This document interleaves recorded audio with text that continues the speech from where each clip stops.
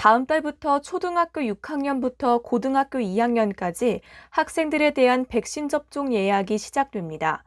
개인별로 접종이 이뤄지는 만큼 학교 수업은 현행 거리두기에 따라 변동 없이 진행되고 접종일 후 이틀까지는 출석이 인정됩니다.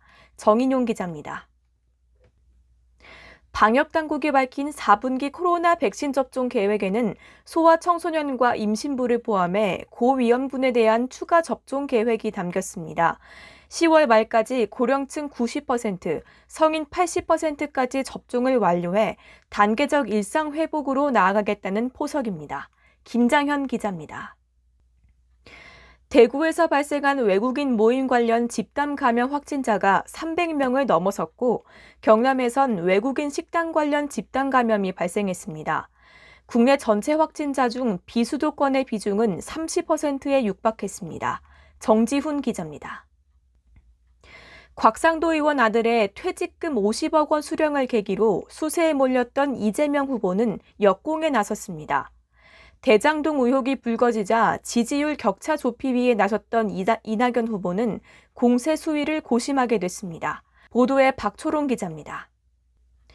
국민의힘은 화천대유 직원이었던 곽상도 의원 아들의 거액의 퇴직금 수령 논란 파장을 최소화하는 데 주력하는 모습입니다. 연일 여권을 향해 대장동 특검을 압박하는 동시에 추가 의혹도 꺼내들었는데요. 하지만 당내에서 곽 의원의 의원직 사퇴 요구가 나오는 등 내로남불을 우려하는 목소리가 이어지고 있습니다. 이승국 기자입니다. 화천대유 대주주 김만배 씨가 참고인 신분으로 경찰에 출석했습니다. 김 씨는 회사 자금의 수상한 이동 흐름 등 자신을 둘러싼 의혹에 대해 불법은 없었다고 밝혔습니다. 조한대 기자입니다. 대기업과 중소기업 간의 기술 탈취 분쟁은 산업계 전반에 아직도 만연하지만 해결되지 않은 난제로 남아있는데요. 정부가 기술 분쟁 조정 제도를 통해 대기업과 중소기업 간의 기술 침해 분쟁을 처음으로 해결했습니다. 한지희 기자입니다. 4,000%가 넘는 살인적인 이자를 뜯어낸 고리대금 조직이 경찰의 덜미를 잡혔습니다. 코로나19로 삶이 어려워진 소상공인이나 실업자, 저소득층 등이 피해자의 대다수였습니다. 고희훈 기자입니다. 공수처가 이른바 고발 사주 의혹과 관련해 증거물 분석을 마무리하고 사건 관계인 소환에 나섰습니다.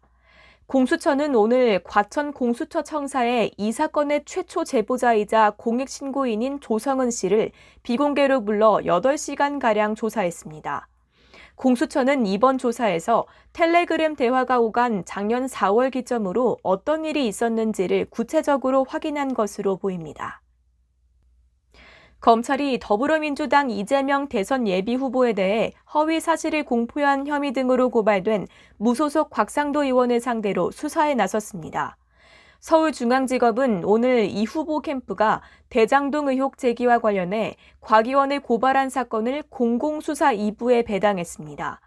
이 후보 캠프가 관련 의혹을 보도한 조선일보 기자 등을 고발한 사건도 같은 부서에 배당하고 국민혁명당이 곽 의원과 박영수 전 특별검사 등을 뇌물 혐의로 고발한 사건은 경제범죄형사부에 배당했습니다. 경제범죄형사부는 곽 의원 아들이 화천대유에서 퇴직금으로 받은 50억 원에 대해서도 수사에 착수한 상태입니다.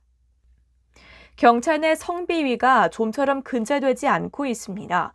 피해자들의 신고는 잘 이루어지지 않고 있는데요. 경찰 조직 문화의 개선이 필요하다는 지적이 나오고 있습니다. 홍석준 기자입니다. 집 마련 부담에 결혼을 망설이는 청년들을 위해 정부가 3년 전부터 신혼 희망타운이란 공공주택을 저렴하게 공급 중입니다. 올해부터 본격 입주가 시작됐는데요. 그런데 집을 받고선 살지 않고 임대를 놓는 신혼부부도 많아 문제로 지적되고 있습니다. 이재동 기자입니다.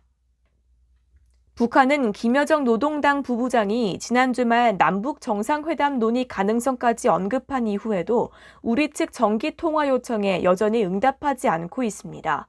대화 의지가 있다면 소통 채널부터 여는 것이 우선이라는 지적이 나옵니다. 지성림 기자입니다.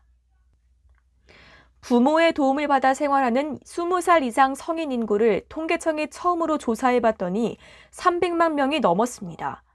그런데 그중 20%가 3, 40대였는데요. 결혼을 기피하는 비혼 현상이 늘어나면서 이런 현상은 더 심화할 것이라는 전망입니다. 이동훈 기자입니다. 전남 여수의 한 아파트에서 30대 남성이 위층에 사는 일가족에게 흉기를 휘둘러 2명이 숨지고 2명이 크게 다쳤습니다. 이 남성은 평소 위층에 사는 이웃과 층간소음 문제로 갈등을 빚어온 것으로 확인됐습니다. 김경인 기자가 취재했습니다.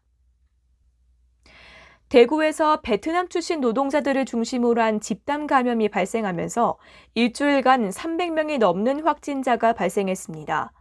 말도 잘 통하지 않는 데다 불법 체류자의 경우 잠적할 가능성도 적지 않아 체계적인 관리가 절실하다는 지적이 나옵니다. 이상현 기자입니다. 한국 남자 골프의 선구자 최경주가 한국인 최초로 PGA 시니어 무대인 챔피언스 투어 정상에 올랐습니다. PGA 주간 대회에서 10년 만에 우승한 최경주는 또 한 번 한국 골프사에 새로운 이정표를 세웠습니다. 정주희 기자입니다. 2020 도쿄올림픽에서 금메달 4개를 수확했던 한국 양궁이 세계선수권대회 전 종목 석권으로 세계 최강 자리를 재확인했습니다. 김우진은 혼성전과 단체전에 이어 개인전까지 정상에 올라 3관왕을 차지했습니다. 이대호 기자입니다.